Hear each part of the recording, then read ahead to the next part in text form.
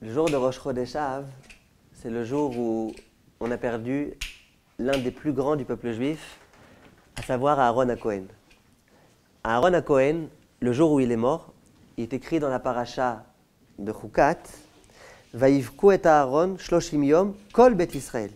Lorsque Aaron est mort, tout l'ensemble du peuple juif a pleuré à Aaron. Alors qu'au sujet de Moshe Rabbeinu, le dirigeant spirituel du peuple juif, lorsqu'il va mourir, il va être écrit dans le pasuk Vayivku bnei Israël. Les bnei Israël ont pleuré. Il n'y a pas écrit tous les bnei Israël. Et de là, Rashi va nous dire immédiatement que Moshe Rabbeinu n'a pas eu la popularité que Aaron a eue. Aaron était plus apprécié que Moshe Rabbeinu. Pourquoi? Dit Rashi, Kol bet Israël, quand Aaron est mort, tous les bnei Israël ils l'ont pleuré. Anashim venashim, les hommes et les femmes. Les fichaya Aaron, rodef shalom. Parce que Aaron était toujours en quête de paix. Umetil ahava ben baale meriva, ou ben ish le ishto. Et à chaque fois, il essayait de réconcilier les personnes qui étaient divisées et à réconcilier les couples qui étaient disputés. C'est la raison pour laquelle, lorsque Aaron est mort, tout le monde a senti qu'il y avait un grand vide qui était créé. On a senti que lorsque le tzaddik nous quitte, dans toute la ville, il y a l'obscurité qui règne. Aaron, c'était donc un homme particulier. Essayons, Bezrat Hashem, de réfléchir un petit peu. C'était qui Aaron? Et on va, à mon avis, découvrir un nouveau Aaron, en étudiant bien les textes de Chachamim. Dans la Mishnah, il est écrit, dans Pirkei Avot, Hillel Omer, Eve mitalmidav shel Aaron. On a fait de ça même un chant. Hillel nous demande d'être les disciples de Aaron. Oev shalom verodev shalom, qui aime la paix et qui est à la poursuite de cette paix. Oev et abriot, qui aime les créatures, ou mekarvan la Torah, et qui les rapproche de la Torah. Donc voilà ce que Hillel nous demande. Soyez des élèves de Aaron HaKohen. Je me permets tout de suite une petite remarque. C'est une remarque un petit peu risquée, parce que je l'ai vue écrite nulle part dans les enseignements de Chazal, mais qui m'a l'air pourtant d'être vraie. À propos d'Abraham Avinu dans Pirkei Avot aussi, on nous disait « Quiconque est doué des trois qualités suivantes est l'élève de Abraham Avinu ». On ne nous a pas dit « Sois l'élève de Abraham Avinu ». Là, on aurait pu nous dire de la même façon « Quiconque est Oev Shalom verodev Shalom », sache que c'est un élève de Aaron. Hillel, il ne dit pas ça. Hillel, il dit « Sois un élève de Aaron, aime la paix, rodev Shalom, Oev et abriot, karvan la Torah ». Pourquoi on a besoin de nous donner ici une injonction? Il y a une différence qu'on peut remarquer à l'œil nu entre les deux Mishnayot. J'ai cherché dans Chachamim, j'ai vu que personne, j'ai pas vu que quelqu'un posait la question et qui répondait. Mais à mon avis, on doit arriver à une conclusion. C'est de dire que l'urgence, c'est d'être l'élève de Hillel. Ça veut dire qu'à la rigueur, si je n'ai pas les trois qualités de Avraham Avinu, je ne suis pas son élève. Mais ce n'est pas très grave. Par contre, de ne pas être Oev Shalom verodev Shalom, Oev et abriot karvan la Torah, ça c'est très grave. C'est pour ça que Hillel me dit, c'est pas simplement que si tu as ces qualités-là que tu peux savoir que tu es dans l'école de Hillel. C'est qu'il faut que tu fasses des efforts pour être l'élève de Aaron. C'était au passage une petite explication qu'on peut donner. Et on voit que Hillel, ce n'est pas simplement qu'il nous recommande, c'est qu'il nous donne même l'ordre d'essayer de devenir les élèves de Aaron. Il y a une question qui se pose immédiatement. On nous dit, sois l'élève de Aaron. Pourquoi on a besoin de nous donner des exemples? J'ai qu'à ouvrir les Teilim. Et dans les Teilim, il y a écrit explicitement, Bakesh Shalom, Verot-Feu. Le roi David me dit, il faut que tu sois en quête de paix. Bakesh Shalom, cherche la paix. Verot-Feu, et sois sans arrêt en train de courir après la paix. J'ai pas besoin qu'on me dise, tu sais, Aaron c'était un homme qui accomplissait ce qui est écrit dans les Teilim, et toi, sois l'élève de Aaron. C'est un peu compliqué tout ça. Pourquoi on a besoin de me dire, sois l'élève de Aaron? On aurait dû me dire, sache qu'il y a un pasuk dans Teilim, Bakesh Shalom Verot-Feu. Qu'est-ce qu'il y a de particulier dans le fait d'être élève de Aaron HaKohen? Voilà une autre question qui se pose. En fait, Chachamim essaye de nous décrire dans les Midrashim, dans le Havot des Rabbi Nathan, quel était le comportement de Aaron. Où est-ce qu'on a vu que Aaron, c'était vraiment un homme qui procédait de la paix, que c'était vraiment un homme qui essayait de faire la paix partout. Et le Havot des Rabbi Nathan nous raconte plusieurs épisodes, plusieurs tactiques plus précisément dont se servait Aaron pour pouvoir réussir à procéder de ce Ohev Shalom et de ce Ohev et Abriot. Deux d'entre elles. Premier conseil que nous donne Aaron, il dit lorsque Aaron voyait un homme qui avait commis une avéra, un homme rachat, il y a écrit, un mécréant, il venait le voir et il commençait à sympathiser avec lui. Il commençait à lui faire un sourire radieux. Et il parlait, et il l'invitait à la maison, et il entretenait avec lui des grandes discussions. Cet homme-là, dit le Midrash, se disait, mais attends, Aaron, il ne sait pas que moi je viens de commettre une avéra. Aaron, il ne sait pas que moi je ne suis pas un tellement grand sadique. Il ne sait pas que je suis un rachat. Et s'il savait, il aurait osé me parler. Il aurait osé comme ça devenir un ami. Bon, alors je vais essayer, Bezrat Hashem, dorénavant, de ne plus faire de avérotes. Comme ça, au moins, hein, c'est légitime que Aaron vienne me parler. Et lorsque le lendemain, il voulait en venir à faire une avéra, il disait, mais c'est pas possible. Aaron, il m'a parlé hier, aujourd'hui, je vais faire une avéra. Voilà comment Aaron était Ohev et Abriot. Il rapprochait les créatures de lui. On mekarvan la Torah, et grâce à ça, il est rapproché de la Torah. Premier exemple du comportement de Aaron. Deuxième exemple, lorsqu'il entendait qu'il y avait des disputes. Il a vu qu'il y a une grande dispute qui a explosé entre Réhouven et Shimon. Que faisait Aaron? Il allait voir Réhouven. Et il disait à Réhouven, tu sais, j'ai rencontré il y a quelques minutes Shimon. Je ne sais pas si tu sais combien il s'en veut du mal qu'il t'a fait.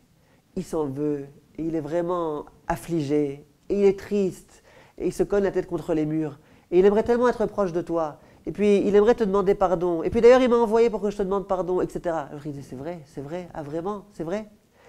Et puis ensuite il allait voir le second, il disait, il y a 5 minutes, j'ai rencontré Shimon ou Réhouven, et je ne sais pas si tu t'imagines, il paraît qu'il t'a fait du mal, et il paraît qu'il regrette beaucoup le mal qu'il t'a fait. Il a vraiment envie de te demander pardon. Et je ne sais pas si tu sais combien il t'aime. À l'intérieur de lui, il t'aime tellement. Il regrette tellement le mal qu'il t'a fait. Moralité, dit le Midrash, lorsque le lendemain Réhouven et Shimon se rencontraient, c'était le grand amour. Ils s'embrassaient, il y a écrit dans le Midrash. Voilà ce que Aaron faisait. Donc Aaron, c'était un homme qui aimait les créatures et de cette façon-là, il pouvait les rapprocher de la Torah. Aaron, c'était un homme qui aimait la paix et qui essayait au maximum de diffuser la paix autour de lui. Il y a ici une question très forte qui se pose. De Aaron, on nous dit dans le Passouk, Torah temet aïta befiou. Aaron, c'était un homme qui avait une Torah de vérité dans sa bouche. Ve'avla lo nimtza bisfatav. Et il n'y avait jamais rien d'immoral qui échappait de sa bouche. Aaron, c'était donc un homme de vérité. Ce n'était pas un homme de mensonge. Là, quand on lit ces histoires-là, on a l'impression que c'est un sacré numéro, ce Aaron. Il y a tout type de subterfuge. Comment faire pour réussir à inventer des choses qui n'ont jamais existé? Il va voir un, l'autre il m'a dit ça, alors que l'autre il n'a rien dit. Ça a l'air d'être un véritable mensonge. Plus que ça, il y a un midrash dans lequel on nous parle de Moshe et de Aaron. Et le midrash, il s'interroge, lorsqu'il y a écrit dans le Passouk Chesed et Emet. À propos de qui on dit Chesed, à propos de qui on dit Emet. Il y a un des rabbanim dans le Midrash qui dit, l'homme du Chesed c'est qui? C'est Aaron.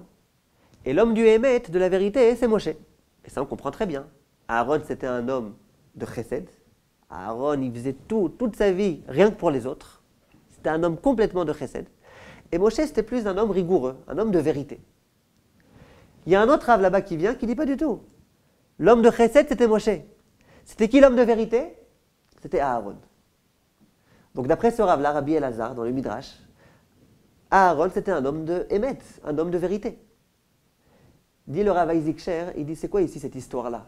C'est sûr que Aaron c'était un homme et de vérité et de Chesed. C'est sûr que Moshe c'était un homme et de vérité et de Chesed.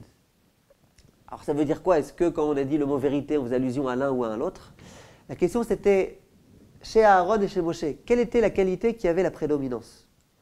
Ou en mes termes, lorsque dans une situation précise, j'ai une confrontation entre Emet et Chesed, qu'est-ce qui va prendre le dessus? Est-ce que c'est la dimension de vérité ou est-ce que c'est la dimension de Chesed? Par exemple, je dois faire la paix entre un homme et une femme. Alors si je suis complètement vérité, j'arriverai pas. Je suis obligé de mentir un petit peu pour réussir à les réconcilier. Donc d'une part j'ai Chesed, l'envie de les aider. D'autre part j'ai Emet, c'est l'envie et l'exigence de vérité. Qu'est-ce qui va prendre le dessus? Eh bien il y a un Rav qui dit, c'est Rabbi Elazar, il dit chez Aaron, ce qui prenait le dessus, c'était le Emet, c'était la vérité. C'est-à-dire que rien ne pouvait dépasser cette vérité. Ici, quand on lit ce Midrash, on voit que Aaron, ce n'est pas du tout un homme de vérité. Aaron, il allait voir un, il racontait des histoires qui n'existent pas. Il allait voir l'autre, il lui racontait des histoires qui n'ont pas existé. Il allait voir un rachat, il faisait semblant qu'il le prend pour un tzaddik. Qu'est-ce qui se passe ici? Comment on peut comprendre une telle idée? Plus que ça, demande le Rav Ezrahi. Il dit, je ne comprends pas. Pendant 50 ans, Aaron, il a fait les mêmes histoires. On aurait dû au bout d'un moment s'apercevoir qu'en fait, c'est du mensonge ce qu'il raconte. Il le fait une fois, je veux bien, allez. Il a trouvé un naïf, il a trouvé un autre naïf, il leur a dit, tu sais, lui, il te demande pardon, tu sais, lui, il te demande pardon. Mais pendant 50 ans, on ne s'est pas aperçu qu'il faisait à chaque fois les mêmes histoires.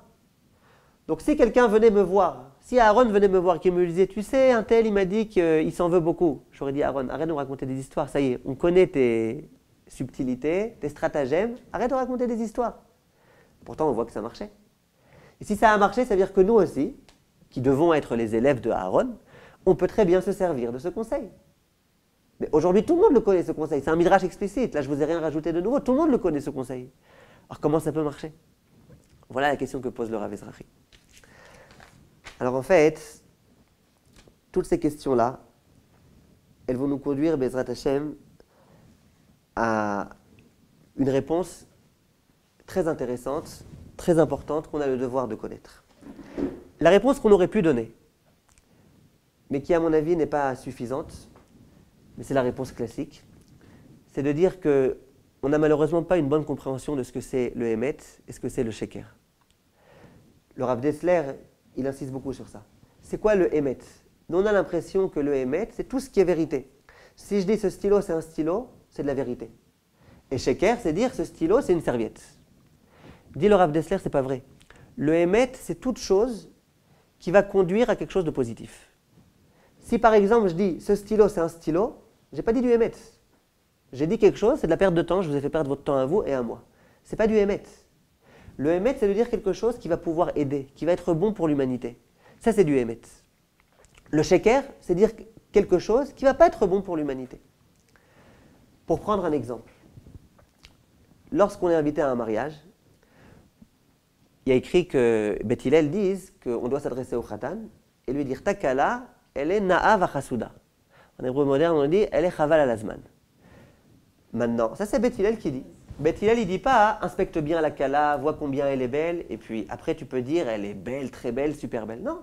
Tu vois un Khatan, dis-lui Takala, elle est magnifique. Ça c'est Beth Hillel. Beth Shammai lui dit mais attention, et si elle est moche? Comment tu peux lui dire qu'elle est belle? Alors, et pourtant il y a écrit Midvar Sheker Tichak, il faut que tu t'écartes du mensonge. Toi tu viens, tu vois une Kala moche et tu dis ta Kala elle est super belle. Pas possible. Ouais, alors ça c'est vrai, c'est l'une des réponses qu'on donne. Maintenant, le Beth Hillel il répond et il dit mais attends, écoute Shammai. Imagine quelqu'un il revient du marché, il a acheté un manteau. Et toi tu le trouves horrible ce manteau. Qu'est-ce que tu vas lui dire? Ton manteau il est horrible ou ton manteau est beau? Tu es d'accord qu'il faut bien lui dire ton manteau est beau? Alors là pareil, il s'est marié avec une femme, il faut que tu lui dises ta femme est belle. Beth Hillel, il n'a pas répondu à la question de Shammai. Shammai lui dit il faut s'écarter du mensonge. Donc aussi bien pour la femme que pour le manteau. Qu'est-ce qu'il répond Hillel? Il répond ouais, mais un manteau tu ne peux pas lui dire qu'il est moche. Ben, j'en sais rien, s'il est moche, dis-lui qu'il est moche ou ne dis rien. Mais comment tu peux dire que le manteau est beau s'il n'est pas beau? Comment tu peux dire que sa femme est belle si elle n'est pas belle? Dit le Rav Dessler, c'est justement ça. Il faut s'écarter du mensonge, bien sûr. C'est quoi le mensonge? Dire à quelqu'un dont sa femme n'est pas belle, ta femme est moche, ça c'est du mensonge. Pourtant c'est vrai, elle est moche. Non, c'est du mensonge. Ça aidera à rien, lui ça fera que le frustrer, c'est du mensonge.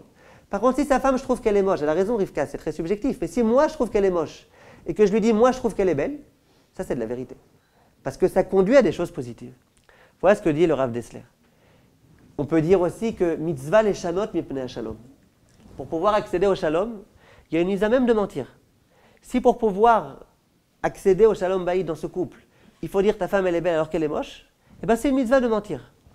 D'où on l'apprend de Hakadosh Baruch Hu. Hachem lui-même, il a été prêt à mentir pour le shalom baïd. Lorsque Sarah est venue voir Hakadosh Baruch Hu et qu'elle lui dit comment tu veux que je puisse avoir des enfants, mon mari est âgé. Après Hachem va venir voir Abraham et va lui dire pourquoi ta femme a dit qu'elle est vieille, qu'elle ne peut plus avoir d'enfants. C'est du mensonge. Sarah n'a pas dit qu'elle était vieille, elle a dit qu'Abraham était vieux. Écrit dans la Gemara, oui, mais Hakadosh Baruch Hu a été prêt à, entre guillemets, mentir pour le shalom, pour pas qu'Abraham soit vexé, que Sarah ait parlé de lui en ces termes. Mon mari, il est vieux. Donc, c'est la réponse à qu'on aurait pu donner. On aurait pu dire que Aaron, tout ce qu'il le faisait, c'était pour accéder au shalom. D'un mesure où il le faisait pour le shalom, eh ben, c'est une mitzvah de mentir. Et puisque c'est un mensonge positif, eh ben, ce n'est pas du mensonge. On aurait pu dire cette chose-là. Simplement, j'aimerais aller, Bezrat Hashem, avec vous aujourd'hui, beaucoup plus loin. Surtout qu'il y a malgré tout un petit problème dans cette explication. C'est que le Yahabetz, au moment où il ramène ce comportement d'Akadosh Baruch Hu qui a consisté à mentir, le Yahabetz s'est dit, de là on voit que le shalom est plus important que le Emet. Quand j'ai une confrontation entre shalom et vérité, le shalom, ça passe avant la vérité. La preuve, Hachem, il a menti, il n'a pas procédé de la vérité. Pourquoi? Pour accéder au shalom. Donc on voit de là explicitement que ce n'est pas que cette vérité, que ce mensonge, c'est une vérité. Ce mensonge, ça reste un mensonge. Simplement, le shalom, ça passe avant. Or, de Aaron, on nous dit que Aaron, lui, il préférait le Emet que le Chesed. Le Emet que le shalom. Donc, il y a malgré tout un petit problème ici. À mon avis, on peut expliquer de la façon suivante. Toute la journée, j'étais heureux à l'idée de pouvoir aujourd'hui vous donner ce cours et essayer, Bezrat Hashem et Siyata Dishmaya, de vous faire partager cette idée que je trouve être fabuleuse. Il faut bien qu'on comprenne. Tous les Baalei Moussar nous disent que chaque juif a à l'intérieur de lui ce que Rav Nachman de Breslev appelle une Nekuda Tova. Rav Nachman, il fait de ça toute une Torah. Nekuda Tova. Chaque juif, il a à l'intérieur de lui une Nekuda Tova. Ce n'est pas que Rabbi Nachman de Breslev, c'est tous les Baalei Moussar disent. Que chaque homme a à l'intérieur de lui un véritable diamant, un trésor précieux qui est à l'intérieur de lui. Quelquefois, ce diamant, il rayonne même à l'extérieur. On voit des gens qui fleurissent, on voit des gens qui sont très proches d'Akadosh Baruch Hu, qui font des grandes choses. Et quelquefois, on voit des gens qui ont l'air d'être complètement à l'ouest, complètement loin de toute dimension spirituelle. Mais qui, malgré tout, à l'intérieur d'eux, enfouis au plus profond d'eux-mêmes, ont ce diamant, ont cette Nekuda Tova. Dit Rabbi Nachman de Breslev, qu'est-ce qu'il faut faire? C'est quoi le but de chaque juif? C'est d'essayer de découvrir la Nekuda Tova qui est en lui. J'ai une Nekuda Tova, je le sais. Il faut que je réussisse à la dévoiler, à la révéler, à la découvrir. Dès lors que je réussis à découvrir l'aspect positif qui est en moi, le lien qui me joint à Kadosh Baruch Hu, à ce moment-là, grâce à cette Nekuda Tova, je vais pouvoir me rapprocher de Kadosh Baruch Hu d'une façon extraordinaire. Tout juif, même le juif le plus assimilé, même le juif le plus rachat, il a à l'intérieur de lui une Nekuda Tova. C'est très difficile d'y arriver, d'y accéder, mais tout juif a cette Nekuda Tova. Et ce qu'on nous demande, c'est d'essayer de la trouver, de la découvrir, et ensuite, Bezrat Hashem, de la cultiver et de s'en servir pour pouvoir grandir de façon exemplaire. Ça, c'est ce que chaque juif doit faire. Chaque juif, pour lui-même, il doit trouver cette Nekuda Tova et il doit essayer de la travailler. Ce qu'on demande à chaque éducateur, c'est de réussir à aider son élève, à aider son fils, à aider l'autre, son interlocuteur, à trouver la Nekuda Tova qui est à l'intérieur de lui. Mon père, il a l'habitude de dire, il y a écrit dans la Haggadah à propos du rachat. Si on parle du rachat, c'est qu'on parle vraiment d'un rachat. On nous dit, tu sais ce qu'il faut faire avec le rachat? Akhe et shinav. Frappe-lui dans les dents. Donne-lui des coups sur ses dents. A priori, c'est vraiment être méchant avec lui. Pourquoi il faut lui donner des coups? On n'a jamais vu que la Torah était tellement impitoyable et cruelle et féroce. Pourquoi il faut lui donner des coups dans les dents? On va expliquer de la façon suivante. C'est quoi shinav? Shinav, ça veut dire donne des coups à ses chines. C'est quoi shin? On sait que sur les tefilines de la tête, il y a deux chines. Un shin à droite, un shin à gauche. L'un des chines, il a 3 branches. L'autre des chines, il a 4 branches. Dit le Maor Vashemesh, celui qui a 3 branches, il symbolise Avraham, Yitzhak et Yaakov. Celui qui a 4 branches, il symbolise Sarah, Rivka, Rachel et Léa. Nos 3 patriarches et nos 4 matriarches. Et nos 2 olamot. D'accord? C'est quoi cette tefilin? Chaque juif, au moment où il met cette tefilin, il se rappelle. Moi, je ne suis pas n'importe qui, je ne viens pas de n'importe où. Je suis le fils de Avraham, Yitzhak et Yaakov et le fils de Sarah, Rivka, Rachel et Léa. Mon père il avait l'habitude de dire, lorsqu'on dit Akhe et Shinav, les Akhot, ça veut dire attiser. On vient voir le père du rachat et on lui dit, ton fils, tu sais ce qu'il faut que tu fasses avec lui? Il faut que tu attises les chines qui sont en lui. Chaque juif a à l'intérieur de lui ce chine-là, ce chine de Avraham, Yitzhak et Yaakov, ce chine de Sarah, Rivka, Rachel et Léa. On est des princes. Qu'on le veuille ou non, on est les enfants d'Abraham, Yitzhak et Yaakov et de Sarah, Rivka, Rachel et Léa. Ce Shin-là, si jamais on ne le connaît pas, en tous les cas, il est à l'intérieur de nous. Et ce qu'on demande aux parents, c'est attise ce Shin. Essaye de l'attiser au maximum. Un jour, tu vas voir, il va reprendre. Un jour, il va reprendre toute sa splendeur. Et ce juif, il va se rappeler de la signification que c'est d'être l'enfant des Avot et des Imot. Donc c'est cette idée-là. Ça veut dire que le juif a à l'intérieur de lui des dimensions particulières et à lui et à ses enseignants de réussir à lui permettre de les dévoiler. Et dès lors que l'homme réussit à les dévoiler, qu'il réussit à prendre conscience de cette grandeur qui est la sienne, d'un coup il peut réussir à progresser de façon extraordinaire. C'est ce qu'on dit le matin. Elokai neshama she'atatabi teora. Hachem, tu m'as doté d'une neshama qui est pure. Ata berata, ata yetzarta, ata nefartabi, la neshama elle est pure. Tout juif a une neshama pure. Quelquefois il l'a un petit peu salie, quelquefois il l'a un petit peu étouffée, avec toutes les saletés de la vie. C'est vrai, mais la neshama elle-même, elle est pure. Lorsque l'enseignant, par exemple, vient voir son élève, et qu'il essaye de lui montrer, regarde la nekuda tova qui est en toi, regarde comment tu es important, regarde comment tu es considérable. C'est ça qui va permettre à l'élève, à l'enfant, de pouvoir progresser.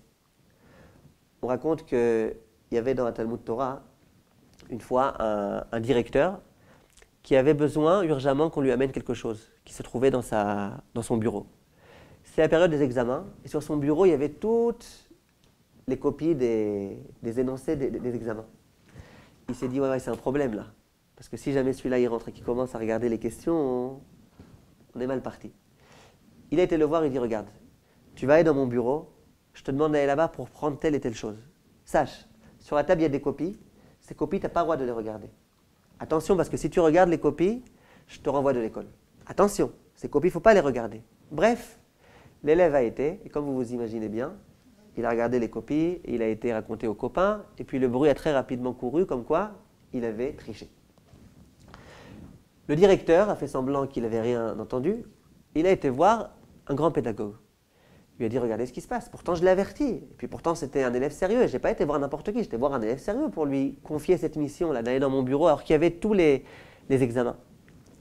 Le pédagogue, il lui dit, écoute, je pense que tu as mal fait. Tu viens le voir, tu lui dis, écoute, il y a des examens posés sur la table. Et attention, parce que si tu triches, je te renvoie de l'école. Tu risques de tricher. Attention, j'ai envie de te dissuader. Il t'a fait une grave erreur. C'est ce que tu aurais dû faire. Tu aurais dû voir ce même élève, je ne t'ai pas demandé de prendre un meilleur, ce même élève. Il lui dit, regarde, tu sais, je te demande maintenant de rentrer dans mon bureau. Sache que dans mon bureau, il y a des copies. Ce n'est pas pour rien que je te demande à toi de venir dans cette pièce. Parce que je sais que toi, bien qu'il y ait des copies, tu seras capable de ne pas regarder. Toi, tu es quelqu'un auquel on peut faire confiance. Tu es digne de confiance. Sache que je te demande à toi d'aller parce que toi, je sais très bien, j'ai aucun doute, je peux te faire confiance, les yeux fermés, je sais qu'il n'y aura pas de problème.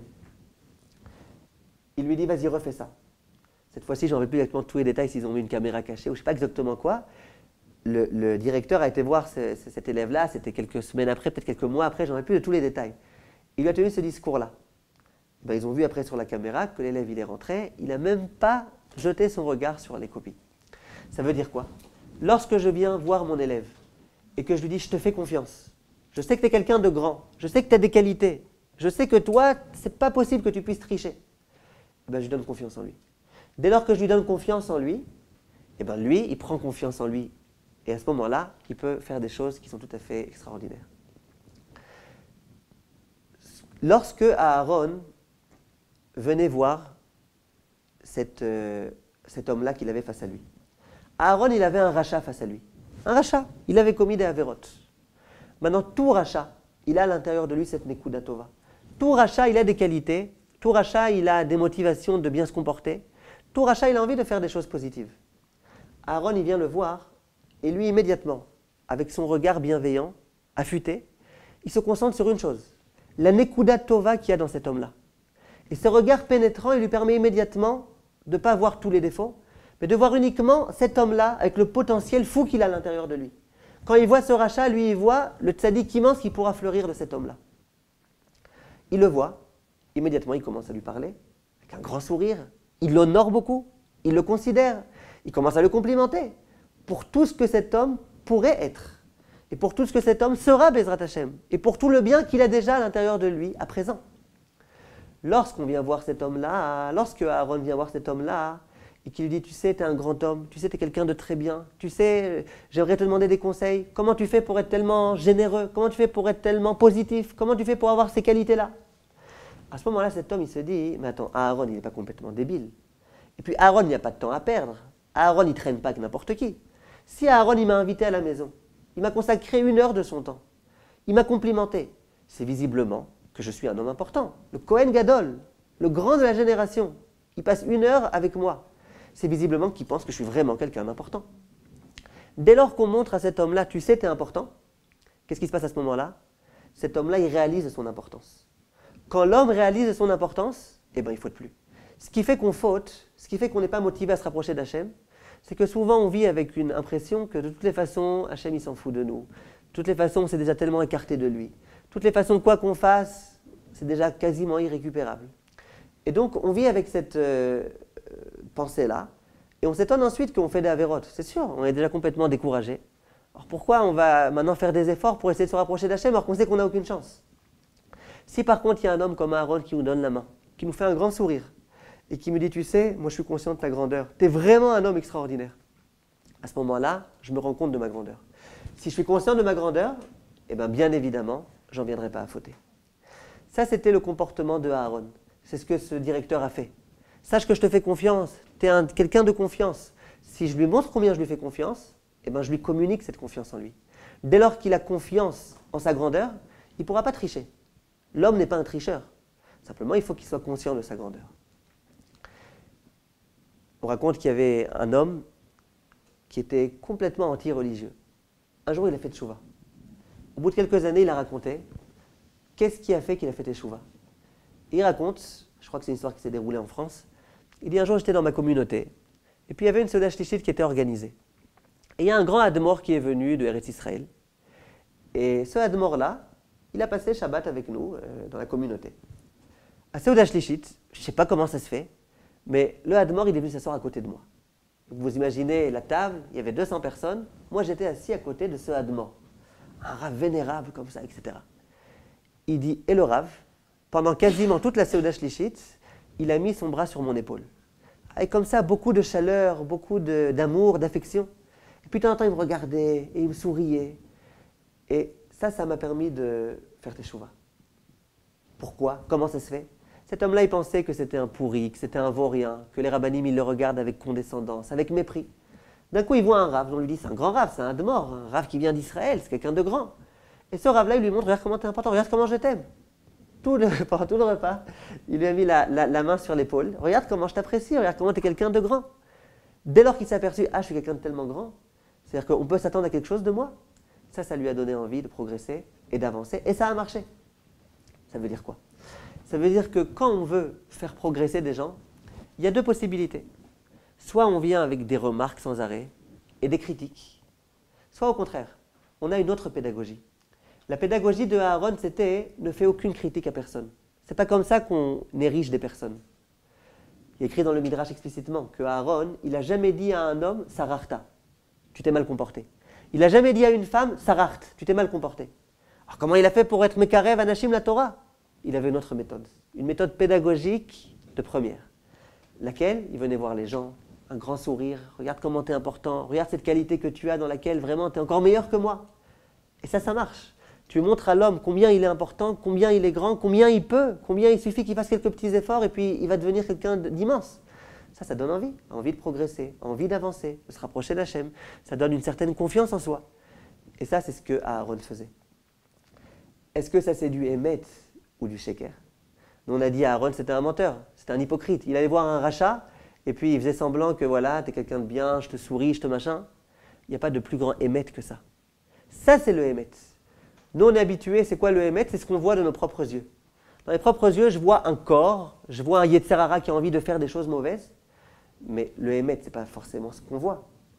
Par contre, qu'un jour, il y avait un philosophe qui a dit à son élève, il lui a dit, tu sais, il faut que tu saches, il faut que tu ne crois que en ce que tu vois.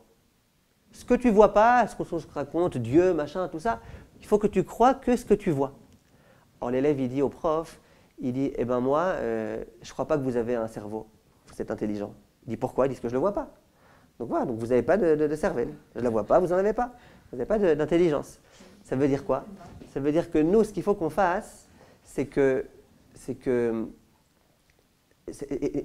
nous, ce qu'il faut qu'on comprenne, c'est que le émet, ce n'est pas forcément ce que je vois. Oui, je vois quelqu'un avec une boucle d'oreille dans le nez, une autre boucle d'oreille dans l'oreille, alors que c'est un homme et comme un punk, etc. C'est ce qu'on voit. Et donc, quand on voit vu de cette façon-là, on a l'impression que c'est un rachat ou mroucha et puis qu'il est complètement perdu et que qu'est-ce qu'on peut faire avec lui? Aaron, c'est pas ça qu'il voit. Aaron, il voit ce qui est profond, toute la profondeur de l'homme, toute l'authenticité de cet homme. Cet homme, ce n'est pas un méchant, ce n'est pas un mauvais. C'est un homme qui a à l'intérieur de lui une nekuda tova, qu'il a eu du mal à exprimer, qu'il a eu du mal à faire ressortir à l'extérieur. Aaron, c'est lui le Hémet. Nous, quand on le voit et qu'on se dit trop rapidement c'est un rachat, c'est nous qui sommes dans le Sheker. Aaron, lui, était dans le Hémet. De réussir à dévoiler ce point, c'est ça le Hémet. C'est ça la réponse qu'on doit donner. On a dit Aaron, c'était un homme de Hémet. C'est pas qu'il a menti, mais c'était une mitzvah de mentir. Non, il n'a pas menti. Aaron, quand il allait voir ce rachat qui lui faisait un grand sourire, c'est parce que Aaron, il se disait, cet homme-là, c'est un tzaddik. Il a tout ce qu'il faut à l'intérieur de lui pour être tzaddik. Alors, il y a extérieurement quelques petits machins qui font écran. Il faut réussir à enlever ces problèmes-là. Et puis, cet homme-là, il deviendra tzaddik. Et de cette façon-là, Aaron a réussi à rapprocher les gens de la Torah. C'est peut-être la raison pour laquelle Aaron, le mérite qu'il va avoir ensuite, ça va être d'allumer la menorah. Quelle est la symbolique de l'allumage de la menorah? Allumer la menorah, c'est éclairer les autres. Le but de la menorah, c'était d'éclairer autour de soi. Aaron, c'est un homme qui était capable d'éclairer. Il prenait quelqu'un qui était sur le point de désespérer, quelqu'un qui était dans une obscurité totale. Il arrivait avec sa petite menorah, avec sa petite lumière, et il disait, regarde, tu penses que tu es tellement mauvais, tu penses que tu es tellement dans l'obscurité, regarde ta nekuda tova, regarde comment elle brille cette nekuda tova. Aaron, il venait avec sa lumière et il éclairait les gens. Aaron était capable de découvrir dans un juif ce que lui-même ignorait. Ça, c'est Aaron. Aaron était capable d'éclairer les autres. Mieux que ça. Avec quoi on allumait la menorah? Avec de l'huile d'olive. Écrit dans le Midrash, c'est quoi la symbolique de l'huile d'olive? L'olive, c'est un fruit qui est amer. Et l'huile d'olive qui sort, elle est douce, elle est pure. Elle est de bonne qualité. Ça veut dire quoi? Ça veut dire qu'on peut être capable de prendre quelque chose d'amer, de prendre quelque chose de pas tellement positif, et d'extraire de lui quelque chose de pur, quelque chose de doux. Mais il y a une condition. C'est qu'au moment où on voit l'olive, on sache bien que dans cette olive, il y a cette nekuda tova. Si je vois l'olive et je me dis, mais comment d'une olive on peut réussir à extraire de l'huile d'olive? Ça ne marchera pas. Si quand je vois l'olive, je suis conscient, dans l'olive, il y a du bien, il y a du bon, il faut juste réussir à l'extraire. Et bien là, je me donnerai la peine pour réussir à extraire l'huile qui se trouve à l'intérieur de l'olive. Ça, c'était Aaron. Aaron, il a mérité d'allumer la menorah. Parce que Aaron, toute sa vie, c'était de prendre des olives, de prendre des gens qui étaient a priori amers, acides, négatifs, mauvais, et d'extraire le bien qui était à l'intérieur d'eux. C'est peut-être pour ça que Aaron, il a eu ce mérite-là. Si on poursuit un tout petit peu la réflexion, Aaron, lorsqu'il entendait qu'il y avait eu une dispute qui avait explosé entre monsieur et madame, ou entre monsieur et un autre monsieur. Donc il a vu qu'il y avait des disputes, et qu'il y avait des hurlements, et qu'il y avait des insultes, et des injures, et des choses de ce genre-là. Nous, quand on voit, si on voyait ce genre de dispute, on dirait il y a de la haine, on dirait ils se haïssent, ils se détestent, ils n'ont qu'une envie, c'est de se tuer, ils ne se supportent plus. Nous, on aurait vu ça de cette façon-là. Aaron, c'était un homme, comme on a dit, de Hémet. Aaron, il ne regardait pas les choses de façon superficielle, mais de façon très précise et très profonde. Lorsque Aaron voyait que Réhouven s'était disputé avec Shimon, lui était capable de savoir qu'est-ce qui se passe dans le cœur de Réhouven au moment où il s'est disputé avec Shimon. Et Aaron, qu'est-ce qu'il voyait? La nekuda tova de Réhouven qui se disait, mais c'est pas dommage. C'est pas dommage que je lui ai fait ce mal à ce Shimon. C'est pas dommage que pour une petite bêtise on se soit disputé. Moi qui aspirerais tellement à l'altruisme et à la fraternité et à toutes ces dimensions-là, c'est pas dommage. Aaron, lorsqu'il rencontrait Réhouven, il était capable de sonder son cœur et de voir qu'au plus profond de lui-même, il ne voulait pas cette dispute. Au contraire, il voulait la paix. C'est la raison pour laquelle Aaron venait voir Réhouven, venait voir Shimon, et à chacun il tenait le discours. Il disait, tu sais ce que l'autre il m'a dit? Tu sais ce que l'autre il pense vraiment? L'autre il s'en veut. L'autre il est triste d'avoir fait ce qu'il a fait. Est-ce que c'est du mensonge? Non, c'est vrai. Aaron était capable de lire dans le cœur de cet homme-là cette nekuda tova qui voulait le bien. Et donc Aaron, quand il vient voir l'autre, il lui dit, tu sais, l'autre il s'en veut, mais c'est vrai, parce que l'autre, à l'intérieur de lui, il s'en veut. Parce que chaque homme, il a une exigence de perfection. Chaque homme, il a une exigence de bonté, de bon comportement. Et quand Réhouven, il se dispute n'importe comment contre Shimon, au plus profond de lui, c'est pas ça qu'il veut. Ce qu'il veut, c'est le shalom. Donc dit le Rav Ezrahi, lorsque Aaron allait voir Réhouven et qu'il lui disait Shimon, il veut la paix avec toi, c'était la vérité. Et lorsque ce Shimon là entendait combien Réhouven, le vrai Réhouven, le Réhouven intérieur, combien il veut la paix, combien il veut aimer l'autre, alors immédiatement Shimon il se disait, moi aussi je l'aime. Si vraiment c'est ça son intériorité, si vraiment il s'est mis en colère que comme ça parce qu'il avait un Yetzer Hara, mais ce qu'il veut vraiment c'est m'aimer, et moi aussi je l'aime. Et de cette façon-là, le lendemain ils se rencontraient. Qu'est-ce qu'ils faisaient? Ils s'embrassaient. Alors on a demandé, mais a priori c'est du mensonge. C'est pas du mensonge, c'est ça la vérité. Interroger quelqu'un qui s'est disputé, pas au moment où il est dans la colère, quelques heures après. Est-ce que vraiment il est content maintenant d'être fâché avec l'autre? Est-ce qu'il n'aimerait pas quelque part pouvoir arranger sa relation avec l'autre? Au plus profond de lui-même, il vous dira que oui. Extérieurement, il vous dira que non, parce que c'est son ego et son orgueil, etc. Mais à l'intérieur de lui, c'est ce qu'il aimerait faire. Aaron il était capable de lire l'intérieur, de lire le langage du cœur, de voir l'aspect positif de tout un chacun. Quand il allait voir Réhouven, il lui disait ce que Shimon voulait vraiment dire. Quand il allait voir Shimon, il lui disait ce que Réhouven voulait vraiment dire. Alors vous allez me dire, mais les gens, ils n'étaient pas conscients de cette astuce-là, de ce stratagème? Réponse, même s'ils étaient au courant. Aaron, ce qu'il disait, c'était des propos de vérité. Même si je suis au courant, moi, que Aaron il fait ça avec tout le monde, mais dès lors qu'il est capable de me convaincre que l'autre il m'aime vraiment, et que l'autre qu'il voulait faire, c'était vraiment mon bien, et qu'il a eu un moment d'égarement, un moment d'énervement, et c'est pour ça qu'il a fait ce qu'il m'a fait, même si je sais qu'il dirait ça à tout le monde, s'il a réussi à me convaincre, il a réussi à me convaincre. Et lorsque moi je rencontre l'autre ensuite, et bien à ce moment-là, je vais me mettre à l'aimer. Ça veut dire que Aaron, excusez-moi, lui il avait un regard au second degré. Et ça c'est ce qu'on nous dit à propos de Aaron. On nous dit « Eve mitalmidav shel Aaron » soit l'un des disciples de Aaron.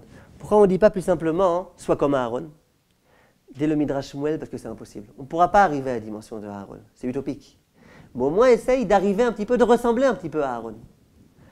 On a demandé pourquoi tu as besoin de donner des exemples. Laisse Aaron tranquille. Tu veux remplir ta Mishnah, dis, il y a un pasouk, Bakesh Shalom Verotfeu. C'est qu'en fait, Aaron, il va nous donner une grande leçon. Laquelle? Imaginez que je vienne voir aujourd'hui le grand rabbin d'Israël et que je lui dise, vous savez, monsieur le grand rabbin, j'ai un petit problème de Shalom Bayit, est-ce que vous pouvez vous en occuper?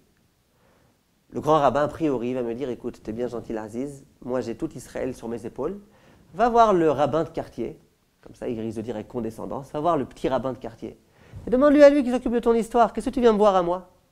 C'est comme ça, non, en général. Lui, il est là pour les grands problèmes. Là, on a un homme qui s'appelle Aaron. Aaron, c'est le Gdol Hador. On dit du Kohen, Torah Yevakshu Mipiu. C'est un homme qui est plein de Torah. Et Aaron, en plus, c'est le Kohen Gadol. Vous imaginez qu'Aaron, il y avait plein de choses dans sa vie à faire que de s'occuper des petits problèmes de couple. Eh ben non. Aaron, de lui-même, il venait. Et de lui-même, il s'occupait des couples. Et dès qu'il entendait qu'il y avait une petite histoire, de lui-même, il prenait l'initiative de venir et d'essayer de résoudre le problème. Pourtant, on ne lui avait rien demandé. De lui-même, il essayait de le faire. Ça, c'est ce qui s'appelle être Aaron. Aaron, c'est un homme tellement grand, et pourtant, il s'est comporté avec tellement de simplicité. C'est ce qu'on dit aussi, il y a Abed Sidi, quand on étudie la Mishnah, il écrit dans la Mishnah, « Elu dvarim, she'aose otam, ochel miporotem ba'olam hazeh, vakiren kaimet la'olam haba » Il y a des mitzvot qui, lorsqu'on les accomplit, on profite des intérêts dans ce monde-ci, et le capital reste pour le monde futur. Et c'est quoi ces mitzvot-là? On nous dit Avat Shalom Ben Adam Lachavero. C'est de faire la paix entre l'homme et son ami. Ou Ben Ish Leishto. Et de faire la paix entre l'homme et sa femme. On m'a raconté aujourd'hui que les hommes, ils préfèrent parler au téléphone qu'avec leur femme. Alors un jour, on a été voir des hommes, on leur a dit pourquoi tu préfères parler au téléphone qu'avec ta femme? Ils disaient parce que lui, au moins, je peux le mettre en mode silence. D'accord? Ça veut dire que Aaron, il venait essayer de faire le shalom entre l'homme et la femme.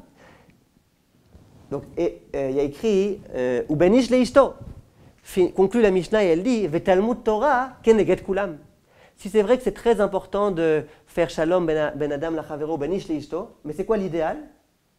Talmud Torah keneget kulam.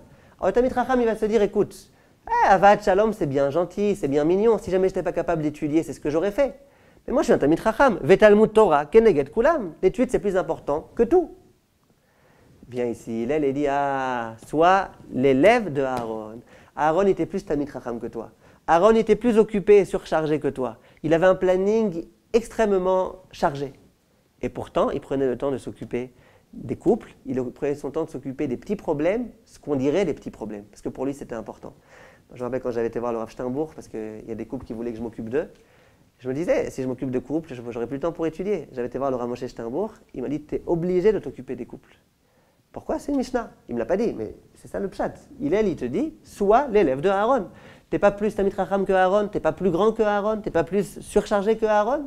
Aaron, il prenait du temps pour s'occuper. Donc toi aussi, il faut que tu prennes du temps pour s'occuper. Ça, c'est la leçon que Aaron a été capable de nous donner. Aaron, c'était un homme extrêmement grand et il prenait son temps pour s'occuper de toutes les petites choses. Peut-être que Aaron, il voulait faire carrière. Peut-être. Pas du tout.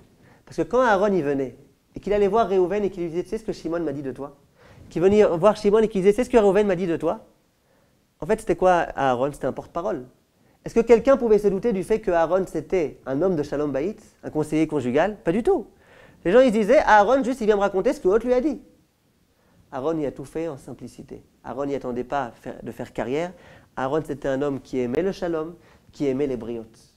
Quand on veut parler d'un homme, on peut dire Ish, on peut dire Adam, on peut dire Bria. Bria, c'est quoi? Bria, c'est le niveau de l'être vivant le plus bas qui existe. Quand on veut parler d'une fourmi, dans l'halakha, on appelle ça Bria. Quand on veut parler d'un cafard, on appelle ça Bria. Vient ici la Mishnah et elle me dit Oev et ta briote.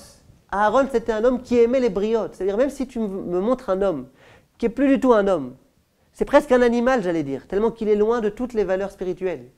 Eh bien, Aaron, cet homme-là, il l'aimait. Dans cet homme-là, il trouvait la Nekuda Atova.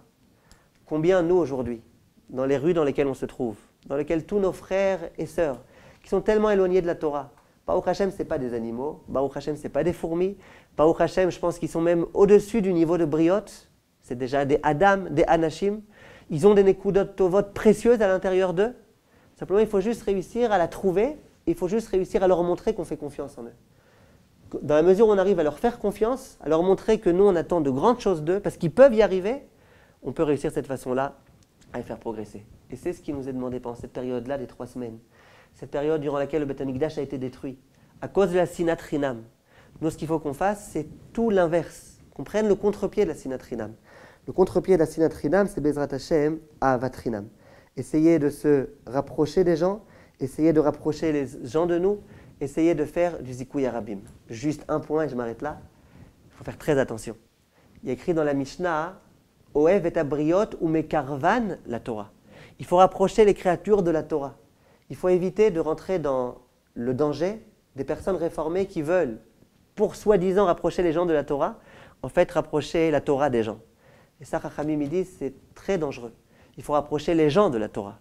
La Torah est suffisamment belle et suffisamment agréable pour que si on est capable de l'expliquer aux gens, que les gens puissent y adhérer, Bezrat Hashem. Hashem Yazor, que cet exemple-là de Aaron, Aaron qui était l'homme de la vérité, Aaron qui était capable de voir les gens vraiment avec beaucoup de perspicacité, de profondeur, qu'on soit capable de prendre exemple sur lui et qu'on regarde les gens avec ce regard-là bienveillant et pénétrant. Et grâce à ça qu'on est le Beth Amikdash reconstruit, Bezrat Hashem, Shesruto Egen Alenu, Amen.